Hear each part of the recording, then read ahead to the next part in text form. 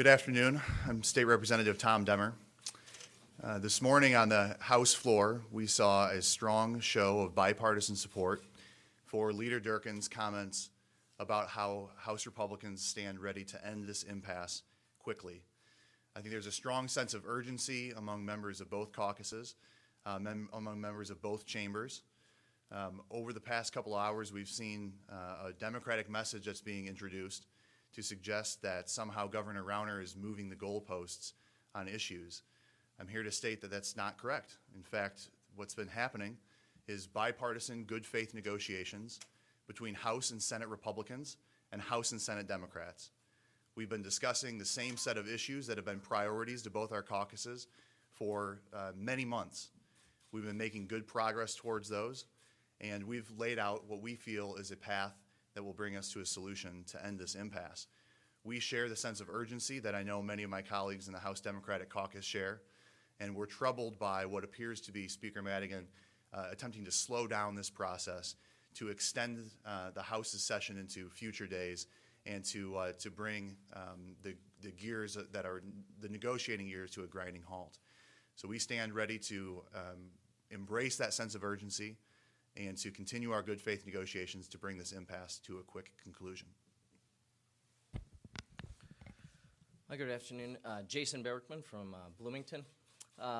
Like my colleague said, I just want to put some perspective on this. I was part of the bipartisan, bicameral negotiations that were commencing and occurring throughout the day yesterday. They really began yesterday afternoon. They proceeded well into the night. Those negotiations were positive, and I think the members who are participating in those negotiations sensed the positive momentum that occurred. It's a negotiation, and I think what you saw continuing through those meetings last night was a healthy give and take that is reflective of members of both parties trying to reach a bipartisan solution. Coupled throughout those series of meetings and negotiations was a sense of urgency. And it was a sense of urgency that we certainly had as Republican members of the Senate and the House, but it was also a sense of urgency that was transmitted by members of the Democratic caucus of the House and the Senate. And that sense of urgency played out throughout the negotiations, meetings that were spaced hours apart, closed to where we were meeting, stepping out of the room, coming back quickly. All of the meetings were positive. You continue to see progress being made in those meetings. There was an open discussion about what today might look like, and there was a sense of optimism really in the room that if the progress continued in the manner that it was proceeding, that today could really be a meaningful day to closing the gap. There were suggestions by Democrats that we might come to agreements and take votes today. And we agreed late last night that we would pick up where we had left off this morning. That occurred. And again, the members again met this morning. I think we continue to see progress, but it's what happened immediately after that that's troubling. And immediately after that meeting is the sequence of events that played out on the House floor.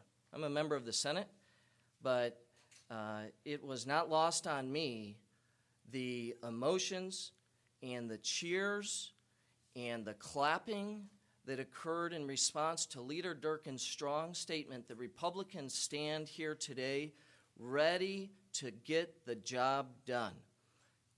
My response to that loud outburst was, who made that outburst? Was that just Republicans? And what's telling here is the number of House Democrats who stood and cheered and said they too are ready to get the job done. But you have to wonder that if that's felt by those members, why is it that Speaker Madigan apparently is putting the brakes on this negotiation? We all know, we've seen this playbook of his before. We know that when the Speaker says that there will be no votes tomorrow, it is a sign to the House Democratic Caucus to stop negotiating and go home for the weekend. And Republicans are here to say that we are ready to work. We believe that a bipartisan compromise is imminent, and we call upon our members of the House and Senate Democrat caucuses to continue to engage with us in a good faith bipartisan negotiation that ends this impasse and ends this impasse now. Any questions? How close were you guys? You say you were up late last night, you were back this morning. How was it going, and how close really were you on this accordion knot? I think it's safe to say we were making good progress.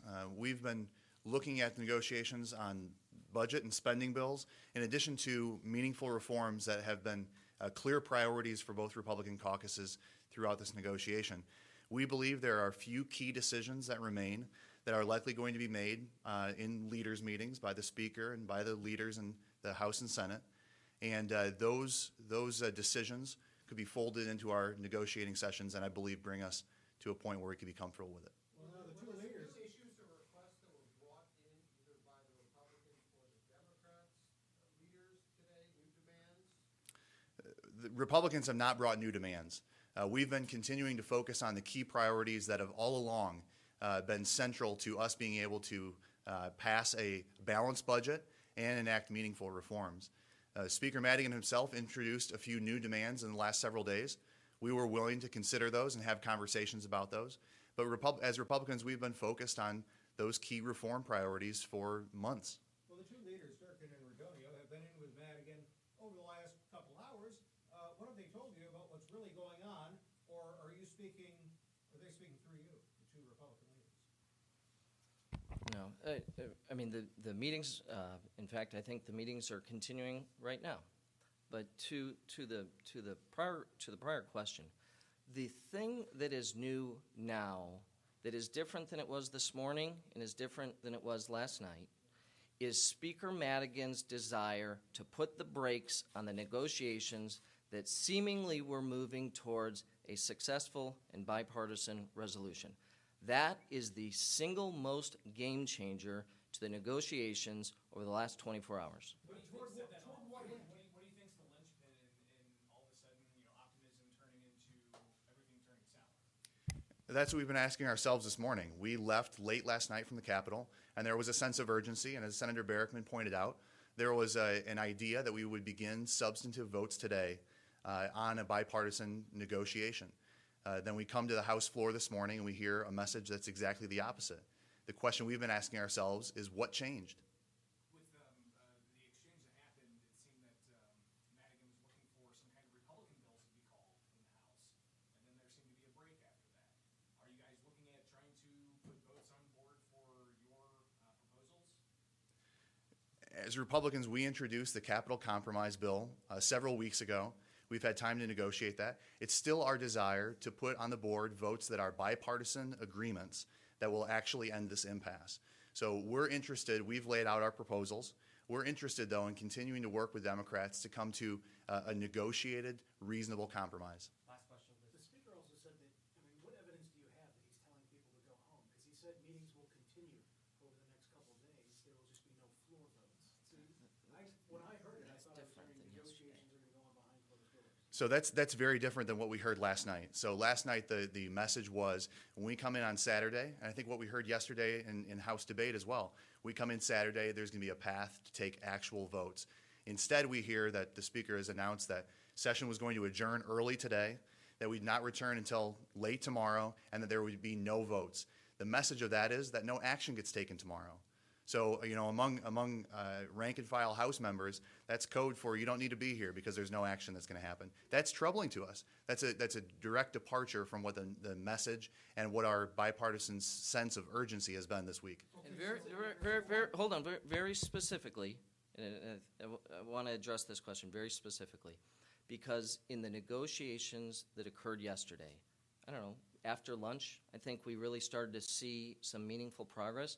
And as dinner time approached, there was discussions about, do we adjourn for the night and pick this up in the morning? And the request from Democrats was no, let's continue tonight because we're seeing meaningful progress and we do not want to lose that momentum. We do not want to start in the morning with a gap that maybe we could close tonight. And what you saw is that members of both parties worked late into the night and made that meaningful progress, but something here changed today, and the something that's different today is that the Speaker said, evidently whatever the plan was for Democrats last night, progress, votes today, there's something new. We know the Speaker says no votes tomorrow. That's new. That's different. So thank you. Thank you.